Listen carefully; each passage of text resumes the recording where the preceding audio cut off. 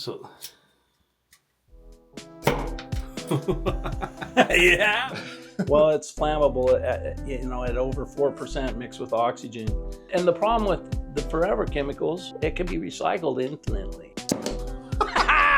Welcome to the Venture into Moving podcast with your higgity host, Nate Becker. That's me.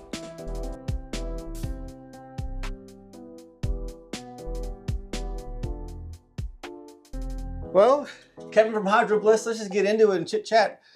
This is a whim. We're doing this. You're in town dropping off some Hydrobliss at the shop. Yep, the spur of the moment, opportunity present itself so we can hook up and talk about water. Well, the basic fundamental necessity for building block for life, right? 100%. And before we get to cracking this Hydrobliss open, last night I was listening to a podcast about hydrogen water and not artisan water, but primal. Is that the word? What's primary water? Primary water. And I thought, wow, I've talked to Kevin in a minute. And then you shot me a text today. We had to get together. Yeah. But let me see. I got this new can. This isn't how it used to look like when I was drinking it last time. Yep. I'm loving it. Let me open this up on camera. Get it next to my mic here. Here. You want to do the fire test? Yeah, let's see if it fires up. I'll grab I got a lighter. So when you open a can of Hydrobliss, it the hydrogen. Yeah.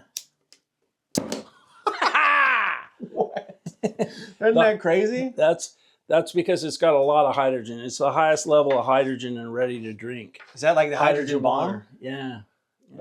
Well, it's flammable at over 4% mixed with oxygen.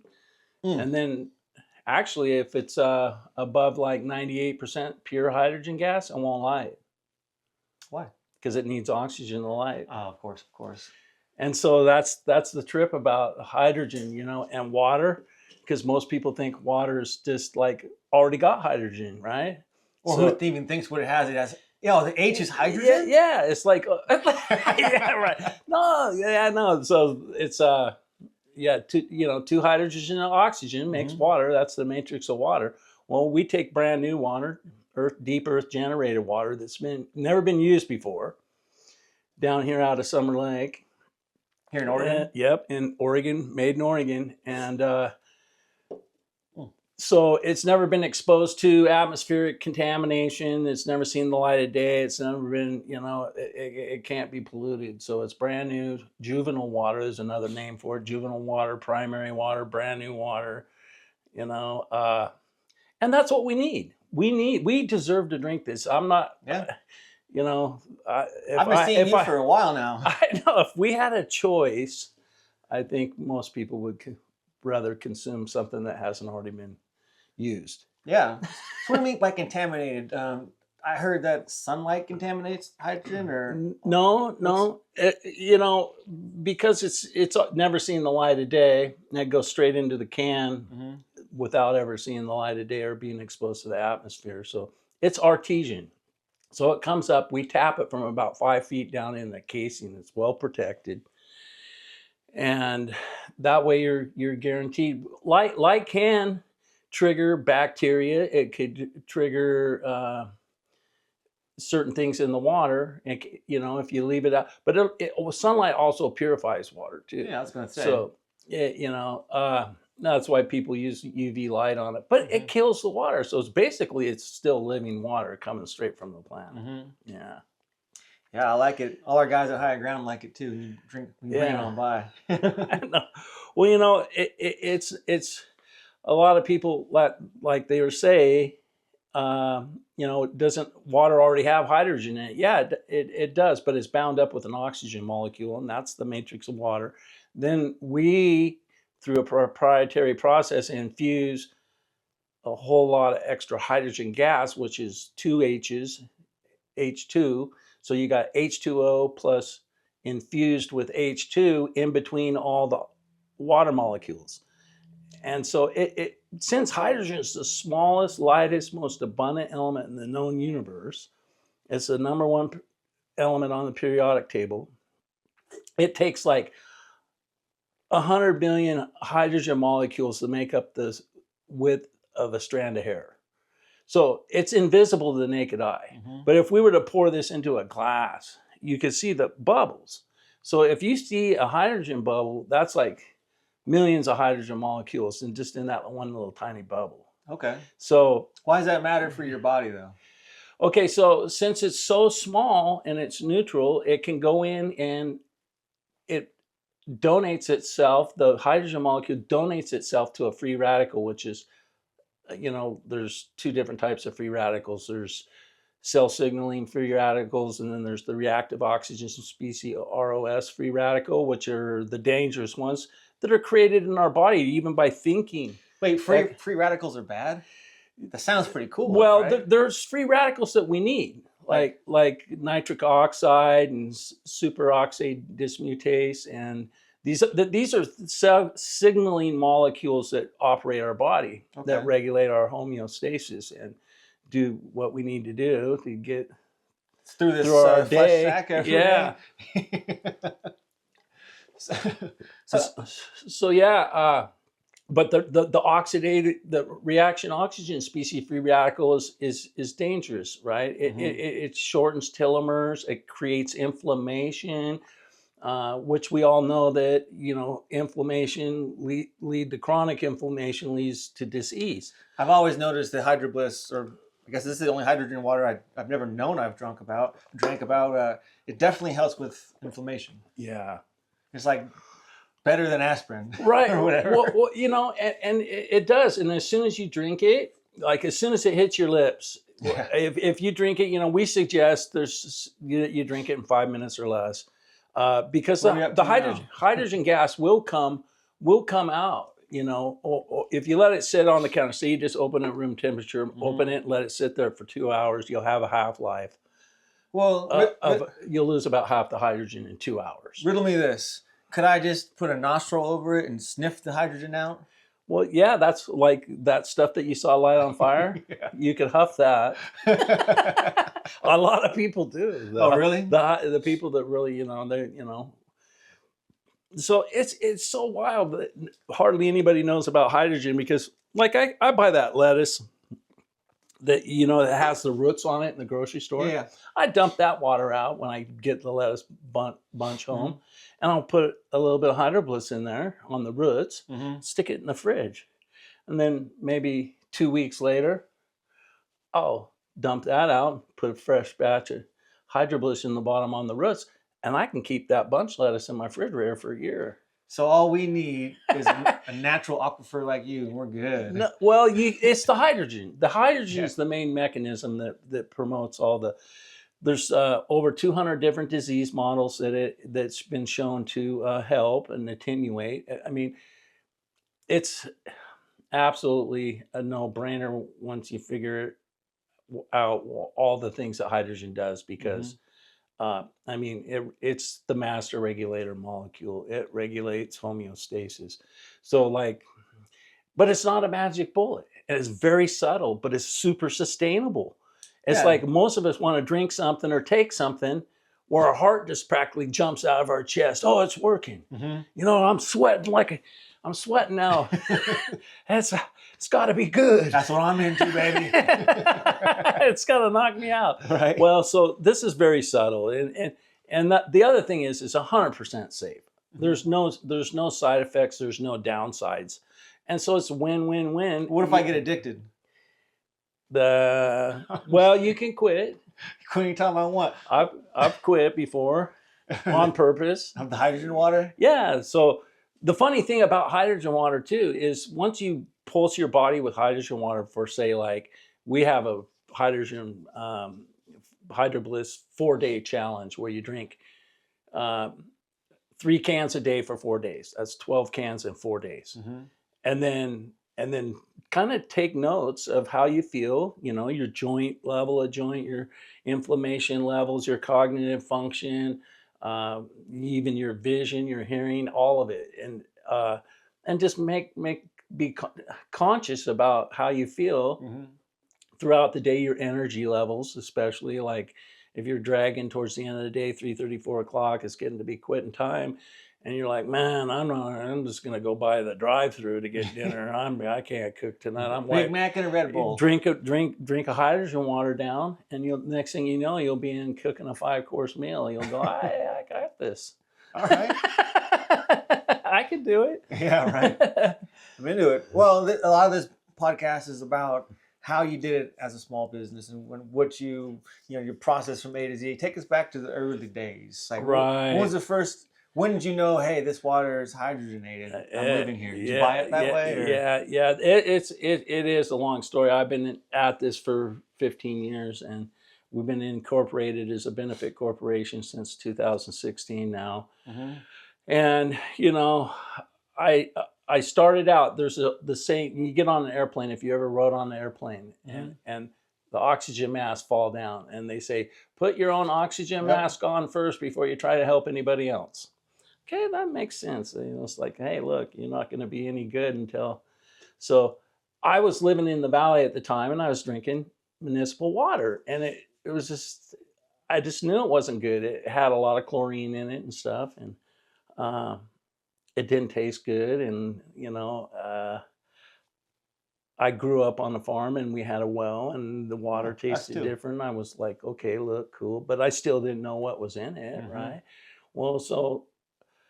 I'd been going down there since high school with some buddies, and I came across this water on this ranch down there, and it's got I drank it, and I just said, "Hey, look, something's up with this water." It was. You just drank groundwater? Well, it comes up in artesian spring, right? And so it was like really thick. It had a thicker body to it, and it wasn't real thin and flimsy. How much would you drink? You sound like a brave guy. Mystery water. Well, no, it's I drank quite a bit, like a quart of it, after being on the desert all day. Yeah. And I noticed I had to take a leak right away because it was going in and eliminating free radicals and clearing out toxins. And then I felt great. It's like, man, I could go out there on the desert all day again after drinking that. Mm-hmm. And I knew that there was something. I just intuitively knew that there's something special about the water. Mm-hmm. So consequently, I came back like a year later, and this time I brought a lot of jugs and some testing equipment and lab equipment. Like big glass jugs? Yeah, and then I took samples, and I sent it in for analysis. And when the analysis came back, we're like, wow, this is like water we've never seen. Like it's like no contaminants, all the natural beneficial minerals already right straight from nature. And so I started hauling this stuff in 5-gallon glass carboys to these people that I knew that were ill, that had different conditions, a whole myriad of them. And they would call me back after they got it. And like 2 or 3 weeks later, they'd call me back and go, hey, you got any more of that water? I go, okay, yeah, I'll probably be getting another load of it in, a week or so. Mm-hmm. And that's how it started. It didn't start out as a business. And so it's like, I had the famous Hungarian water wizard, Paul Power is my hero in life, totally. And I had contacted him, and he'd been mentoring me about geology and hydrology for a couple of years. And I talked to him, and he came all the way out, spent time out there where we're at. And he said, he says, yeah, this water, he said, every drop of this water should be for human consumption. Good. And so when that stuck with me, right? And I go, okay, look, I'm going to have to do this. People need to have access to this kind of water. About to open another can up. Yeah. Want to pop it? Let's go. Let's see how this looks right here. 3, 2. Got a little bit of my knuckle hair on that one. Smell that. First drink's going to be a little weird. Yeah. So, that's how it started. Yeah. And so you didn't start out with it as I'm going to make some money on this water. You start out, I'm going to help some people with this water. Yeah. But now you have to charge for water because what's the next step in doing business? Was it easy? Well, no, it's been a very long process just to get an FDA bottled water processor's license. Is just if I would have known half the stuff I had to go through to get to this point, I probably Ignorance. have never done it. Yeah, I think that's about a lot of us. A lot of us business owners, we think back like, if I would have known what I know now, I would not have started. So it's good to start when you're young and naive, Yeah. or just naive, or just foolhardy. Yeah, It's a good superpower because I mean you've helped a lot of people. yeah. Well, that was the whole intention was, you know, help as many people as possible. You know, have access to good, clean drinking water that has never been used before. And I read a report the other day that said most bottled waters have already went by the time you get a bottle of water and drink it, it can potentially be into up to 7 other human beings' bodies before you drink it. Ooh. So I don't want used water. I thought we were all used water. Well, we use the water. Yeah. And I know what you mean, though. you know, that's the other thing too is you know, when I was hauling these jugs of water, that they were in 5-gallon carboys with wooden corks and wooden cases that the bottles were in. Mm-hmm. And I would be going up over the pass, and then I'd look back in the canopy, and the corks would blast out of the bottles, and I'm going, "What the heck is going on?" You mean swing tops, huh? Yeah. So I started putting these instruments in there, ORP meters and pH meters and temperature meters and all this TDS and stuff. And I'd run the cords through the back window of the canopy, and I'd watch it as I'm driving back. And I noticed that the ORP would go down really slowly. What's the ORP It's again? an oxidation reduction potential. Okay. And it's just, it's not to prove that there's hydrogen in there, but it has a negative millivolt charge. Like most municipal waters have a positive millivolt charge.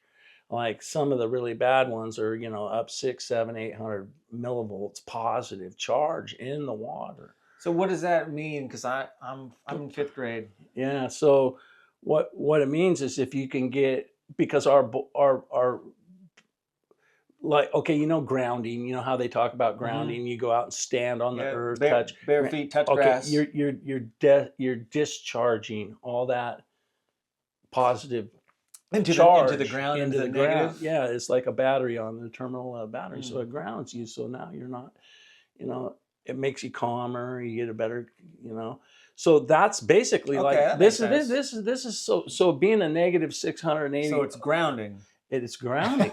So it is. It is. It's like artificial ground. You put this in your body and it grounds your cells. So the hydrogen molecule is super teeny tiny, you were saying. So if I'm glurping this down, going through the gizzard and getting down in the stomach, is it able to perforate through the body, or how's that? Yeah, totally. How's Yeah, that work? it goes into your liver, and there's it gets into your bloodstream. And then once it's in your bloodstream, it circulates all through. But it can penetrate the blood-brain barrier. That's why there's going there. Okay. Yeah, you know, I mean, I use it like a mouthwash sometimes. I'll take the last swig and hold it in my mouth and push it up into my gums and cheeks and everything, because it does help reduce all kind of oral problems. I just did that and it kind of tastes bad. Like I should have brushed my teeth before this interview. Well, yeah, it will. I mean, we've had cases where there's been people that were like living in a house that had a lot of mold, and they had to move out and detox and from the mold contamination. And the hydrogen has a funny way of like attenuating, like amplifying whatever it's coming in contact with, as far as flavors or stuff that, like, you have a sinus infection or something, you might be able to smell that a little bit after you drink the water. It's not the water, it's the hydrogen gas doing that. So they can actually kind of tell you that you might have an infection. So if the water tastes bad, maybe it might be something. Well, the thing is that whiff that you get, that first one, like, okay, so the next time you drink it, it won't happen, right? And so, and then there's in some instances where people have been really bad off, really septic, and their livers and their kidneys are really plugged up with all kind of toxins. And they'll have like a mini healing crisis. They'll drink a can because it has a lot of hydrogen in it. I can tell you, actually, sorry to interrupt. I'm feeling a little buzzed right now.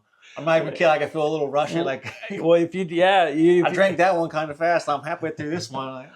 Well, you know, it is kind of fun. I've played around with it. I like drink like 2 or 3 cans in an hour. You know, just to see like if we can, and you get a little hydrogen buzz. Man. I can feel it right now. It's a good one.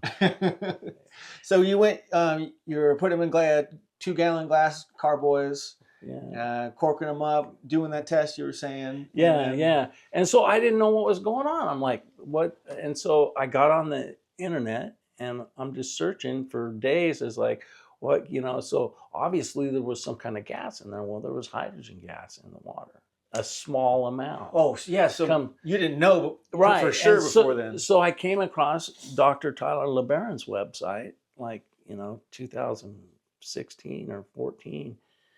Somewhere. It's been a while. They had the internet way back then? Huh? They had the internet way back then? Yeah. And I called Tyler and he said, hey, you got a water analysis on that? And I said, yeah. And I emailed it to him and he called me back and he goes, where's the nearest airport? And I said, well, that's probably be Redmond. I picked him up and he came out and we tested the water and he hung out and he's like, okay, this is really cool. And anyway, I found out he's like, I was working with Dr. Jerry Pollack, sent him samples. There's another guy that just recently passed away from the Oregon Institute down in Ashland, James DeMayo and Paul Power. So some pretty heavy hitter scientists that I just, you know, got a hold of and started talking shop about water. How'd you make those connections? Just through research. And then you reached out to reached out and said, heck, what the. So that's another good positive thing to say for a young entrepreneur. If you don't get it unless you ask for it or push for it, right? Right. And that's good. Connections are key too. Yeah. So yeah, and Tyler, you know, I was looking at all this structured water, these people that, you know, Dr. Schwarzberger, the guy that, you know, uses natural action and geometry in nature to purify and enhance and energize water, and the frequencies, and I mean all the stuff that some people would consider water woo woo. You know, we go down going down the rabbit hole a little bit, but Tyler's the guy. I got to give all credit to Tyler because he goes, look, you don't want to go down that one. He goes, it's all about the hydrogen. And he goes, because the Japanese went to Lourdes in France, that famous healing water site. And then I started digging around all the famous healing water sites around the world. And lo and behold, like a 0.007% of this type of water comes up to the surface of the earth on our planet. Yeah. And so it's really rare, but is it trapped in rocks down there or big lakes? Yeah. Well, what happens is the magma, deep enough into the core, the magma, you get a hydrogen gas coming off of that. It's off gas is hydrogen, and it comes in contact with a oxygen molecule to form a brand new water molecule, which is, you know, under pressure, condense steam and condensates and builds. And so that's why they call it juvenile water or brand new water. And so our earth is creating water.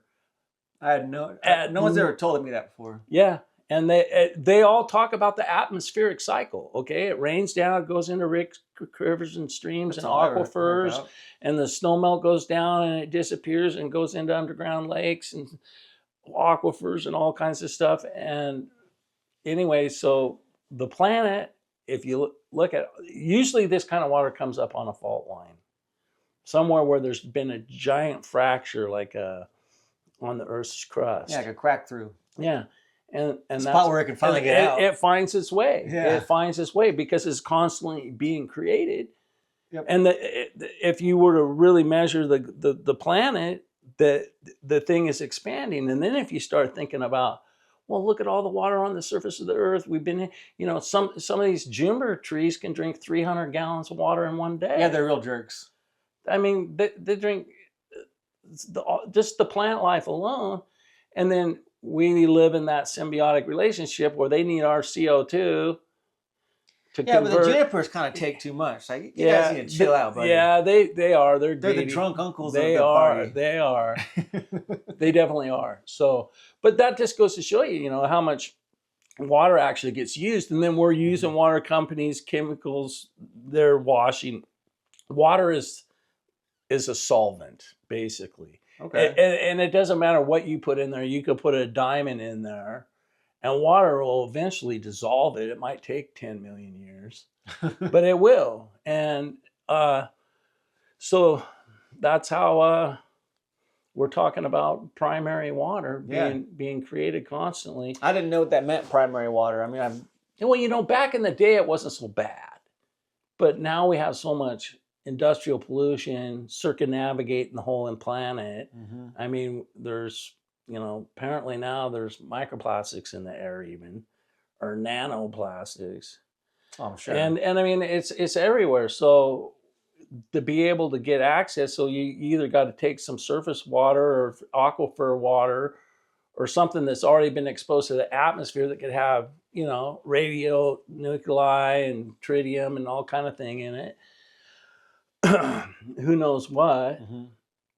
And, do the best job you can to filter it. And then... Is there any way that you can filter regular sink water? I mean, does my Brita water filter work good enough? Or I mean, it's no hydrogen right. water, but it's I would still dead water. I would strongly recommend to anybody listening to this that you would highly consider any kind of filtration, even just a starter kit. Yeah, like even those faucet ones that go on the faucet. Mm-hmm.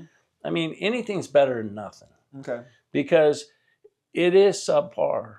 Even here in Bend, Oregon, where we have good water. Yeah. It's kind of a, they detected PFSAs in this water. They had a big fire. When they use borate, the borate bombers, that red stuff that they dust the fire with to put flame retardant. So a lot of flame retardants. And so, it was like 6-7 years after the fire, but the rain had saturated and this stuff had trickled down and found ways to get into the aquifer. Of course. And so, so every household needs at least a basic filter. Yeah. And the problem with the forever chemicals and the Gen X, I was blown away because I was reading EPA stuff on forever chemicals, and they say any amount of them is carcinogenic. Okay. And so they said, it should be zero, but they can't. Yeah, it's impossible. And so there's industry right now, they're scrambling to figure out how to. Yeah, speaking of scrambling, there's no better way to make an egg than on one of those kind of pans, right? Just kidding. Yeah. No, I don't allow that kind of crap in my household. No, I know. Well, that's a good thing. So yeah, we've been that stuff has come into our clothes and everything. I mean, yeah. And I didn't even realize it. I'm wearing this stretchy shirt. We're all involved in it, okay? But the only thing that we really can try to do is make sure that we're minimizing our exposure. It makes sense. And that's a good thing to be aware of it anyway. Oh, of course. I was going to take it back to the business part of it again for just a moment, but how'd you get into cans? How long did it take from the 2-gallon carboys to this candy little dandy can right here? Well, learning that, okay, so in Japan, they started using these flexible pouches, and they will have a layer of aluminum embedded in there. And so hydrogen's so small, it can leak through glass and plastic. So in order to be able to maintain a shelf life, it just happens that the can works out. Now we source these cans BPA free, so we go the extra mile there. But the thing is, why they want? Okay, most beverages are acidic. even some waters, bottled water. Not Coca-Cola. Yeah, right. Like a 2.4 acidity. It's like, yeah, you can clean your battery terminals Right. with it, right? Oh yeah. So, so yeah, we don't want to be too. So that's acid reacts with the liner. So a lot of beverages out there with high acidity that are got a low pH, they will interact. So like when we decided to go with the ball can, BPA free, we have to send our product water in for them to test it to see if it reacts with the liner. Okay. Well, since we're alkaline, they're like, get out of here. It's like you're good to go. It'll never react with the liner because it's too alkaline. It doesn't heat up. Right. I would actually thought about that myself. Like, dang, are these cans really as safe as you think? But because they're not acidic. Okay. They put a lot of scary stuff on the internet. They take a hydrofluoric acid and they eat the can away, and then it shows the little baggy liner in there.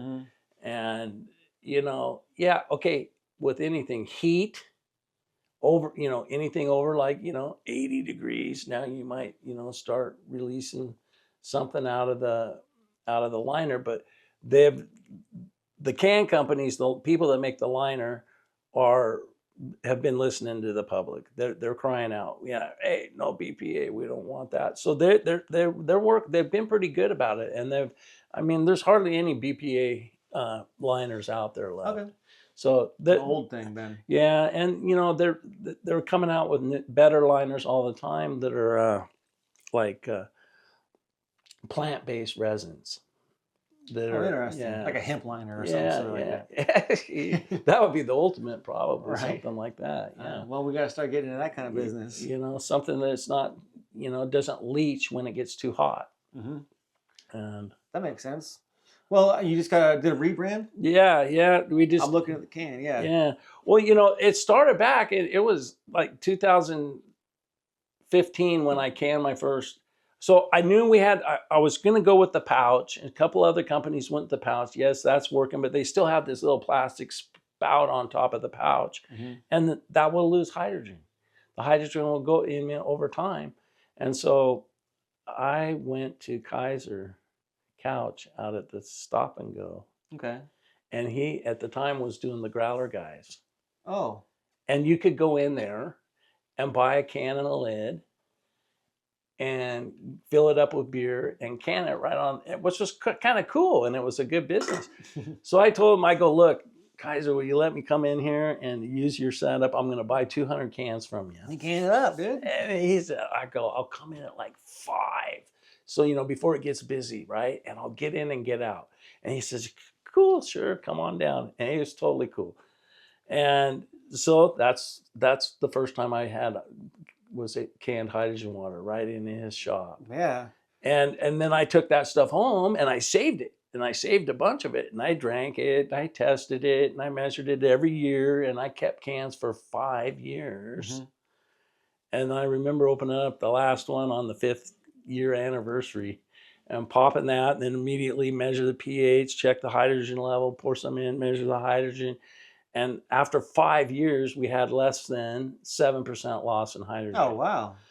So that's pretty amazing. So that's why, now all the waters are going into aluminum cans. Everybody's going into aluminum can. Well, now there's a little bit of a comeback too for premium products to go into glass again. Yeah. Because the plastic is just... You can't take the glass to the river or the lake. Yeah. And so that's why it's like, okay, it keeps the light off. It holds the hydrogen. It's the most infinitely recyclable. It can be recycled infinitely. I like the tall, slim can too. Yeah. I like this, like a Modelo or not Modelo, like a, I don't know what these are, but a nice, thin, beautiful can. Yeah. People were liking it. So, it's... How many stores are you in? Well, or do you just sell on the internet? We're in a lot of just private stores. We're not big NGO, big chains or anything yet. We are on Amazon and Walmart. We just got on there, and then of course our website hydrobliss.com. Yep. Is so sweet. That's how we're rolling right now, and And there's just a lot of people that I personally deliver to that know the value of it, and they've been drinking it for 3 or 4 years, and they like it, and they want their family to have it, and they live in areas where they know that their water is not that great, but they also love the added benefit of knowing that they're getting 6.4 parts per million of molecular hydrogen every time they open a can. Yeah. Because we've got, the hydrogen word's out. And the whole market's being flooded with hydrogen tablets, hydrogen producing water bottles. Do those work? And that's the problem. Some do, the ones that are going to set you back, $300 or $400. But if you buy the ones that are like buy two, get one free, or, they're saying they make hydrogen and they don't even make any hydrogen. They make zero. Matter of fact, they'll make CO2 gas or chlorine gas. Chlorine but gas. But it looks like you're getting hydrogen, man. The light comes on, it's all pretty. It's like, wow, and it's sad. I'm doing good. It's sad, and so that's why we have this reagent. That's these little blue drops, and that's where the rubber hits the road. As far as knowing, because I've had guys go, oh, I've got 2 of these water ionizers that I'm getting so much hydrogen. These things cost more than my car. And I go, but do you know if you're getting hydrogen? Oh yeah, but I gotta be getting hydrogen because they cost more than my car. And I'm going, well, have you ever measured it? No. Well, how do you measure it? Well, there's a reagent. It's like a titration. It's like you put a little bit of hydrogen water or supposedly hydrogen water, any kind of water, tap water, sink water, bottled water, and then you put a drop in there, and if it stays blue, that means there's no hydrogen. Oh, yeah. Okay, I hear you. Yeah. We could do a little thing right on the show. I mean, I'd have to go get a bottle of whatever. Yeah, but that's what you can do. I've tested the pH levels in water before. I'm an Oregonian. Yeah, so you can it's similar to testing pH, with litmus strips or drops and what color it turns and what shade of that color. Yeah. But the blue one, so if you put a blue drop in there and then it just dissolves and turns clear again. That's a hydrogen. So you can almost look like the blue drops are like oxidative stress and free radicals and inflammation. Hydrogen water says, and get out of here. Yeah, just poof, gone. Gone. Well, see, well, it's good. Thanks for coming by and chit-chatting with me. Yeah. It's a good little talk. But as we sign out, let's kind of tell the people one more time. You can be found at hydrobliss.com. Yep. Social medias. Yeah, we're on all of them. Hydrobliss. Facebook, Instagram, TikTok. I mean, Instagram is probably the biggest, but we're pushing it out there. Good. And trying to water to the people. Yeah. Sweet. Well, Kevin, thanks for coming on the Venture into Business podcast, where I like to sit down and talk with people who think differently and do differently and actually take action. So thanks for coming on the show. Yeah. Thanks, Nate.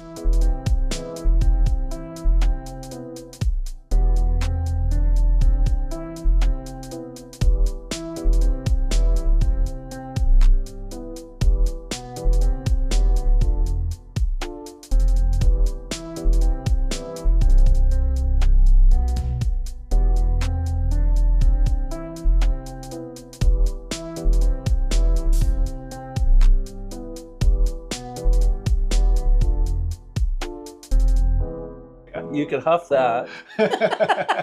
A lot of people do.